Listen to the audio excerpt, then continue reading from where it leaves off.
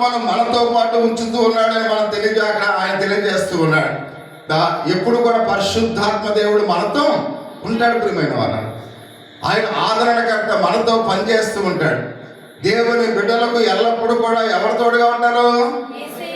పరిశుద్ధాత్మ దేవుడు ఎల్లప్పుడూ కూడా మనకు తోడుగా ఉంటాడని మనం చూస్తూ ఉన్నాం. కాబట్టి అక్కడ పంపబో ఆత్మ మనం ఏం మాట్లాడాలో కూడా పరిశుద్ధాత్మ దేవుడే మనకు తెలియపరుస్తాడు ప్రియమైన వాళ్ళ. మీరు అధికారులతో ఎలా మాట్లాడాలి, లేక మీకు ఉద్యోగం చేసినట్లయితే అధికారులతో మీరు ఎలా మాట్లాడాలి, ఇంటర్వ్యూలో మీరు ఎలా మాట్లాడాలి, పెద్దలతో మీరు ఎలా మాట్లాడాలి, అంటే ప్రతి పరిస్థితిలో కూడా దేవుడు మనకు తోడుగా ఉంటాడు. అందుకనే దేవుని పని మనం చేస్తే పరిశుద్ధాత్మ దేవుడు ఎప్పుడు కూడా మనకు తోడుగా ఉంటాడనే విషయాన్ని పరిశుద్ధ గ్రంథంలో అయితే మనం చూస్తూ ఉన్నాం. మన ప్రజలతో మాట్లాడుతున్నప్పుడు వాక్యం ద్వారా, ఆత్మ ద్వారా పరిశుద్ధాత్మ దేవుడు ఆ వాక్యం ద్వారా మన ఆత్మతో ఆయన ఏం చేస్తాడు? పని చేస్తాడు ప్రియమైన వాళ్ళను. అందుకని ప్రతి విషయంలో కూడా నశించిపోతున్న ఆత్మల కొరకు మనం మాట్లాడాలి దేవుని యొక్క వాక్య శక్తి చేత. కాబట్టి వాక్యాన్ని ఇక్కడ ప్రభువు ప్రకటించిన రీతిగా మనం కూడా ఇతరులకు మనం ప్రకటించే వారిగా ఉండాలని మనం చూస్తున్నాం. మూడవ మాట మనం గమనించినట్టు ప్రియమైన వాళ్ళ, ప్రభువు మనతో ఉన్నాడని ఆయన తెలియజేసి నమ్మకంతో మనం బయటికి వెళ్ళాలి. నువ్వు ఎక్కడికి వెళ్ళినప్పుడు కూడా ప్రభువు నాతో ఉన్నాడని మన నమ్మకంతో బయటికి వెళ్ళాలి. అందుకని ఆయన మాట్లాడుతూ ఉన్నాడు. 5-9 వచనాలు మనం చూస్తూ ఉన్నాం. ఆ త్రోవలో ఎవడైనా కుశల ప్రశ్నలు అడగవద్దు. మీరు ఏ ఇంటినైనా ప్రవేశించినప్పుడు ఆ ఇంటికి సమాధానమును గాక అని మొదట చెప్పండి. సమాధాన పాత్రుడు అక్కడ ఉండిన ఎడల మీ సమాధానము అతని మీద నిలిచెను, లేని ఎడల అది మీకు తిరిగి వచ్చును. వారు మీకు ఇచ్చిన పదార్థములు తినచ్చు, త్రాగొచ్చు. ఆ ఇంటిలోనే ఉండుడి. పనివాడు తన జీతములకు పాత్రుడు. ఇంటింటికి తిరగవద్దు. మరియు మీరు ఏ పట్టణంలో ప్రవేశించినప్పుడు వారు మిమ్మల్ని చేర్చుకుంటే మీ ముందర పెట్టినవి తినుడి. అందులో రోగములను స్వస్థపరచుడి. దేవుని రాజ్యము మీ దగ్గరికి వచ్చినదని వారితో చెప్పుడి. ప్రియా సహోదరి సహోదర, తాను పంపిన వారిని ప్రజలు ఏ విధంగా మంచిగా స్వీకరిస్తారు, వారు ఏం చేయాలని యేసుక్రీస్తు వారికి చెప్తూ ఉన్నాడు ఇక్కడ మనం చూస్తూ ఉన్నాం. అంటే ప్రభు యొక్క ఆశీర్వాదములు ఆ ఇంటి మీదకు ఉండాలి. మీరు ఏ ఇంటికి వెళ్తే ఆ ఇంటిలో దేవుని ఆశీర్వాదాలు ఉంటాయి ప్రియమైన మాట. అంటే ఒక దేవుని పని కొరకు వాడబడుతున్న చిన్నపిల్లలైనా పెద్దవాళ్ళైనా మీరు ఏ ఇంటికి వెళ్తున్నారో ఆ ఇంటికి ఆశీర్వాదం. మీకు అర్థమవుతుందా? మీరు ఏ ఇంటికి వెళ్తున్నారో ఆ ఇంటికి ఆశీర్వాదం. అంటే దేవుని పని చేసే సంఘ కాపరైనా, విశ్వాసులైనా, పిల్లలైనా దేవుని పని కొరకు వాడబడుతున్న వారు ఎవరి గృహాన్ని దర్శిస్తే ఆ గృహము దీవించబడుతుంది. కాబట్టి అందుకనే దేవుని యొక్క పని కొరకు వాడబడుతున్న వారు ఎవరు వచ్చినా మన ఇంటికి, మన ఇంట్లో ఏమవుతుందంట? ఆశీర్వదింపబడుతుంది అనే విషయాన్ని పరిశుద్ధ గ్రంథంలో అయితే మనం చూస్తూ ఉన్నాం. అంటే ప్రభు గురించి ఇంకా తెలుసుకోవాలని వారు ఇష్టపడుతున్నారు అనుకోండి, మనం ఏం చేయాలంట? మనము ఆయన ఇచ్చిన సమాధానం గురించి వాళ్ళకి తెలియచేయాలి. ఎవరింటికైనా మనం వెళ్ళినప్పుడు పాస్టర్ గారు కూర్చోండి, అమ్మ కూర్చోండి, ఒకవేళ సండే స్కూల్ పిల్లలు వచ్చి మన గృహానికి వచ్చినప్పుడు కూర్చోండి అని వాళ్ళు ఎప్పుడైతే ప్రేమతో ఆహ్వానిస్తూ ఉన్నారో, ఆహ్వానించిన కుటుంబం ఆశీర్వదింపబడాలంటే వారు ఏమైనా మనల్ని అడుగుతున్నప్పుడు దేవుని గురించి వాళ్ళకి మనం కొన్ని విషయాలు మనం చేయాలి, చెప్పవలసిన బాధ్యత మన మీద ఉంది అనే విషయానికి మనం చూస్తూ ఉన్నాం. ఒకవేళ వాడు ఎక్కువగా తెలుసుకోవాలంటే ఆ శిష్యులు ఆ ఇంట్లోనే ఉండాలి ప్రియమైన వాళ్ళు. ఆ రాత్రి ఒకవేళ దేవుని గురించి ఇంకా ఎక్కువగా తెలుసుకోవాలని ఆశ కలిగి ఉన్నారనుకోండి, ఆ యొక్క సేవకుడు ఎక్కడ ఉండాలంట? ఆ ఇంటిలోనే ఉండాలి. అందుకనే మనం చూస్తున్నాం పత్రిక పాఠంలో అపోస్తలుడైన పౌలు లూదియా గృహానికి వెళ్ళి వారి ఇంటి వారందరూ కూడా ఆ రాత్రి సువార్త ప్రకటించినప్పుడు, ఆ రాత్రి అక్కడే బస చేసినప్పుడు వాళ్ళందరూ కూడా తెల్లారు ఏం చేశారు? బాప్తిజం పొందారు. జైలాధికారి ఇంటికి వెళ్ళినప్పుడు ఆ రాత్రి వాళ్ళందరికీ సువార్త ప్రకటించినప్పుడు తెల్లారి వాళ్ళందరూ కూడా ఇంటి వారు రక్షింపబడాలి. అంటే ఎవరైతే ఆసక్తితో దైవజనాన్ని ఇంకా మా కుటుంబం రక్షింపబడాలి, మా కుటుంబం దీవించబడాలి, ఈ రాత్రి మీరు ఉండి మా యొక్క కుటుంబీకుల్లో ఉన్న వారికి, మా బంధువులకి దేవునికి సువార్త ప్రకటించనని ఒకవేళ వాళ్ళు కోరితే ఆ సేవ కూడా రాత్రి ఆ గృహము దగ్గర ఉండాలని పరిశుద్ధ గ్రంథములో చాలా తేటతెల్లగా ఆయన చెప్తున్నట్లుగా మనం చూస్తూ ఉన్నాం. ఒకవేళ సహోదరి సహోదరు వారికి ఇవ్వబడిన ఆహారము, వాళ్ళు తినే ఆహారము ఏదైతే ఉందో అదే మనం తినాలి. అంతేగాని మనం పాస్టర్ గారం కదా, ఒకవేళ మనం వాళ్ళు ఏమన్నా వేరే ఏ వంకాయ కూర వండుకున్నారు అనుకోని, కుదరదు నాకు మాంసం కూర కావాలని పాస్టర్ గారు డిమాండ్ చేయకూడదు. ప్రిపేర్ వాళ్ళు ఇంటింటికి తిరగవద్దంటే దాని అర్థం ఏంటంటే, ఇంటికాడ చాలు, పక్కింటికాడ ఎవరింటికాడ మాంసం కూర వాసన వస్తుంది, అమ్మ నేను మీ ఇంటికాడ ఉంటాను, నేను పక్కింటికి వస్తానని ఆ పక్కింటికి వెళ్ళి ఆ మామూలుగా బిర్యానీ తినేసి వెళ్ళకూడదు. అందుకని ఏమన్నాడు, నువ్వు ఏ గృహానికైతే ఉన్నావో ఆ గృహములో వారు తినేది ఏదైతే నీకు పెడుతూ ఉన్నారో దాన్ని బట్టి నువ్వు సంతృప్తి చెందు.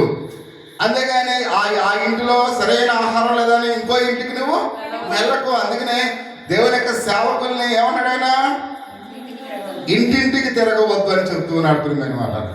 ఒకవేళ మనకు బాగా కానికిచ్చేవారు ఉన్నారనుకోండి, వాళ్ళ ఇంటికాడ 10 నిమిషాలు ఎక్కువ కూర్చుని ఒక రూపాయి 10 రూపాయలు కానికిచ్చారనుకోండి, అమ్మ వందనాలమ్మా అని చెప్పేసి రోడ్డు మీద నుంచి వెళ్ళిపోయి ఎలాంటి కార్యక్రమాలు చేయకూడదు. సంఘ కాపరి ఎంత ఇచ్చినా కానీ తృప్తి అనేది సంఘ కాపరికి ఉండాలి. అందరినీ కూడా ఒకే విధంగా చూడాలి. అంతేగాని ఇక్కడ లాన ఏసీ ఉంది, 10 నిమిషాలు కూర్చుని వస్తే బాగున్నాను, చిన్న పాక ఉందనుకోండి, అమ్మ వందనాలమ్మా రేపు వస్తాను అని చెప్పేటట్లుగా ఏ సేవకుడు కూడా, అంటే ఆ పెద్దింట్లో నువ్వు ఎంతసేపు అయితే కూర్చున్నావో ఆ చిన్నింట్లో కూడా అంతసేపే ఉండాలి. ఆ పెద్దింటోళ్ళని ఎలా పలకరించావో ఈ చిన్నింటోళ్ళను కూడా అలాగే పలకరించాలి. దేవుని యొక్క సంఘములో ఆ పెద్దింటి వాళ్ళకి ఏ విధంగా నువ్వు సమయాన్ని ఇస్తున్నావో ఈ చిన్నింటి వాళ్ళకి కూడా అలాంటి సమయాన్ని ఇవ్వాలి. అంటే దేవుని సంఘములో దేవుని పరిచర్యలో అందరినీ కూడా ఎలా చూడాలి, సమానంగా చూడాలి. హోదాని బట్టి, అంతస్తుని బట్టి, స్థితిగతులను బట్టి, కాబట్టి బలమును బట్టి, ఔషర్యం బట్టి ఆ సంఘములో ప్రాధాన్యత ఇవ్వకూడదు. ప్రేమైన వారు ఎలాంటి వారైనప్పుడు కూడా దేవుని ఆత్మ గనుక, దేవుని ప్రజలు గనుక, దేవుని యొక్క దృష్టిలో అందరూ కూడా సమానులే గనుక దేవుని యొక్క సేవకుడు కూడా అందరినీ కూడా ఎలా చూడాలి, సమానంగా చూడాలి. అందుకనే ప్రియ సహోదరి సహోదరు ఆయన అంటున్నాడు, ఇంటింటికి తిరగకూడదని చెప్తున్నాడు. ఎవరైతే ఏ ప్రజలైతే ఆహ్వానించారో వారు కృపతో కూడిన దేవుని ఆశీర్వాదముల ఆ యొక్క గృహములో ఉండాలి.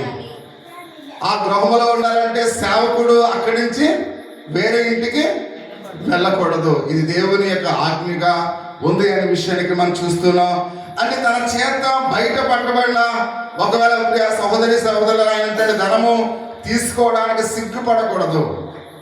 ఒకవేళ సేవకుడు ఏ గృహానికి వెళ్ళి ఒకవేళ వాళ్ళు కానిపిస్తున్నారు అనుకోండి, తీసుకోవడానికి మనం ఏం పడకూడదు, సిగ్గుపడకూడదు. వాళ్ళకి ఎంతైతే మనకి ఇవ్వడానికి ఇష్టపడుతున్నారో ఆ కానుక మనము తీసుకోవాలి.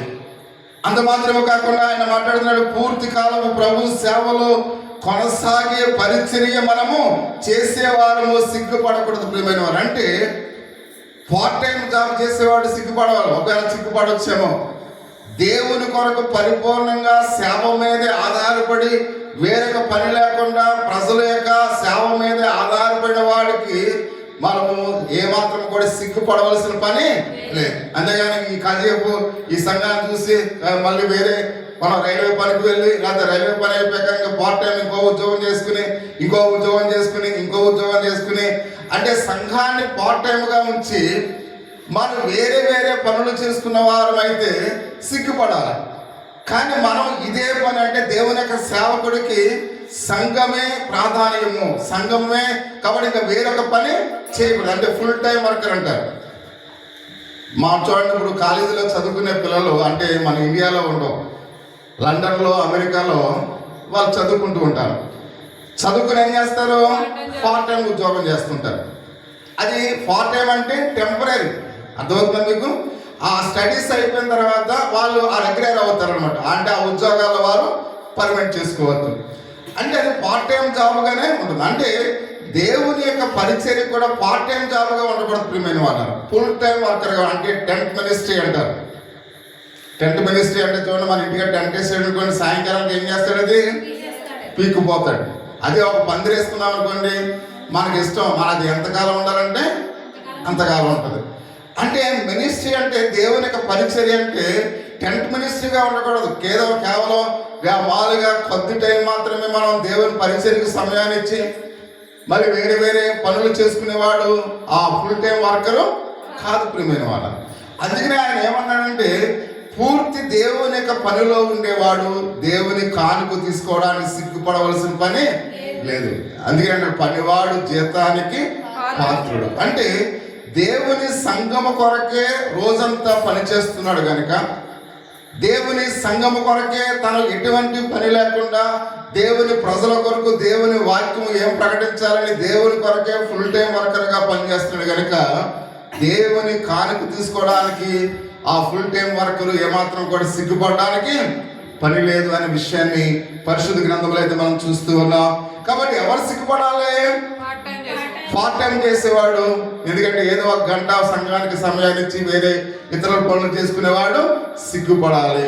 అందుకనే పనివాడు జీతానికి ఏంటంట పాత్రుడై ఉన్నాడని యేసుక్రీస్తు వారు చెప్తున్నాడు. ఏమైనప్పుడు కూడా సేవకులు తమ యొక్క పరిచర్యలో కాబట్టి చేస్తున్న ప్రజలు ఇచ్చేదానికన్నా ఎక్కువ ఆశించకూడదని ప్రియమైన వారు. దేవుని యొక్క సేవకుడు కూడా విశ్వాసులు ఎంతైతే ఇస్తూ ఉన్నారో దాన్ని బట్టి తృప్తి పడాలండి. అంతేగాని మామూలుగా ఇచ్చే దాన్ని బట్టి కాకుండా నాకు ఇంకా ఎక్కువ ఇవ్వాలి కాబట్టి నేను వీళ్ళ గురించి నేను ఎంతో కష్టపడుతూ ఉన్నాను, వీళ్ళ గురించి నేను పాటు పడుతూ ఉన్నానని సేవకుడు ఏమాత్రం కూడా మాట్లాడకూడదు. అంటే ఆ మామూలుగా సంఘ విశ్వాసులు ఎంత ఇస్తే అంత దాన్ని బట్టి ఏం చేయాలి? సేవకుడు తృప్తి పడాలి అనే విషయాన్ని పరిశుద్ధ గ్రంథంలో ప్రభు ఆ యొక్క 70 మందితో చెప్తున్నట్లుగా మనం చూస్తున్నాం. ఎక్కువ ధనం వైపు వారు దృష్టిని కేంద్రీకరించకూడదు. దేవుని యొక్క సేవకుడు ఇంకా ఎక్కువ కావాలి, ఇంకా ఎక్కువ కావాలనే ఆశ తన యొక్క మనసులో ఉండకూడదు. అలా ఉంటే వాక్యాన్ని బోధించగలడా? బోధించలేడు ప్రియమైన వారు. అంత మాత్రమే కాకుండా మనం చూస్తున్నాం దేవుడు ప్రజలు ఇచ్చేదాన్ని బట్టి వారు ఏమవ్వాలంట? తృప్తి చెందాలి. సేవకుడు ఎప్పుడు కూడా తృప్తి చెందే మనస్సు ఉండాలని మనం చూస్తూ ఉన్నాం. నశించిపోతున్న ఆత్మల గురించి మన ప్రభువు లక్ష్య పెట్టమని చెప్తూ ఉన్నాడు. ధనం వైపు మనం లక్ష్య పెట్టకుండా దేని గురించి లక్ష్య పెట్టాలి? నా సంఘానికి నేను ఏ వాక్యం బోధించాలి, నా సంఘ బిడ్డలు ఏ అవసరంతో ఉన్నారు, నా సంఘ బిడ్డలు వారి యొక్క గృహాల్లో ఏం లోటుపాట్లు ఉన్నాయి, నా సంఘ బిడ్డలకు ఏది అవసరత కలిగి ఉంది, ఎవరు అనారోగ్యంతో ఉన్నారు, ఒకవేళ ఎవరైనా హాస్పిటల్ తీసుకెళ్లాలా, ఎవరైనా సమస్యలు ఉన్నాయా, ఏమైనా ఇబ్బందులు ఉన్నాయా, సంఘ కాపరి ఆ సంఘము కొరకు భారము కలిగిన వాడే ఉండాలి ప్రియా సహోదరి సహోదరుడా. కాబట్టి అంత మాత్రమే కాకుండా ఆయన మాట్లాడుతూ ఉన్నాడు. కాబట్టి ఎవరు కూడా నరకానికి వెళ్ళడం ఏమాత్రం కూడా ఇష్టం ఉండకూడదు. దేవుని యొక్క సేవకుడికి వాళ్ళ ఆత్మల రక్షణ భారం కలిగి వారి గురించి పనిచేసేవాడిగా ఉండాలి అనే విషయానికి మనం చూస్తూ ఉన్నాం. కాబట్టి మనం దమనం సంపాదించుకోవడానికి లేక గౌరవాన్ని సంపాదించుకోవడానికి కాబట్టి యేసు గురించి వారి గురించి ఇతరులకు మనం చెప్పేవారంగా ఉండకూడదు. చాలా మంది మనం చూస్తుంటాం, మీరు దేవుని నమ్ముకుంటే మీకు చాలా ఘనత వచ్చేస్తుంది, దేవుని నమ్ముకుంటే మీ ఆస్తులు పెరిగిపోతాయి, దేవుని నమ్ముకుంటే మీకు అది వస్తుంది ఇది వస్తుందని చెప్పడానికి ప్రయత్నం చేస్తుంటారు. కాబట్టి కేవలం అసలు ఇలాంటి ఆలోచనతో కట్టబడిన సంఘాలు వారు యేసుక్రీస్తు వారు తన సొంత రక్షకుడిగా అంగీకరించడం మానేసి యేసుక్రీస్తు వారిని నమ్ముకుంటే మా జీవితంలో ఆ మామూలుగా భౌతికమైన దీవులు వస్తున్నాయని ఒక ఆలోచనతోనే యేసుని నమ్ముకున్న వాళ్ళు చాలా మంది ఉన్నారు ప్రియమైన వాళ్ళు. కాబట్టి యేసుక్రీస్తు వారిని నమ్ముకోవడం ఆ ఉద్దేశంతో మనం ప్రార్థనకు రావటం లేదు. మనం ఏదో బాగుపడాలనో, మన హోదా కావాలనో, మన అంతస్తులు పెరగాలనో దేవుని మనం నమ్ముకోవట్లేదు. మన ఆత్మ రక్షణ పొందాలి, మన ఆత్మకు నరకానికి వెళ్ళడానికి ఏమాత్రం కూడా వీలు లేకుండా పరలోక రాజ్యానికి చేరాలనే ఉద్దేశంతోనే మన దేవుణ్ణి నమ్ముతూ ఉన్నాం. అంటే యేసుక్రీస్తు వారిని నమ్ముకోవడంలో భౌతికమైన ఆశీర్వాదాల గురించి మనం ఎక్కువ ప్రాకులాడే వారంగా ఉండకూడదు. దాని గురించే ప్రకటించే సేవకుడిగా ఏ సేవకుడు కూడా ఉండకూడదు అనే విషయాన్ని పరిశుద్ధ గ్రంథంలో అయితే మనం చూస్తూ ఉన్నాం. అపోస్తలుడైన పౌలు ఆ యొక్క జనులతో కలిసి చెప్తున్నారు ప్రియమైన వాళ్ళరా, సువార్త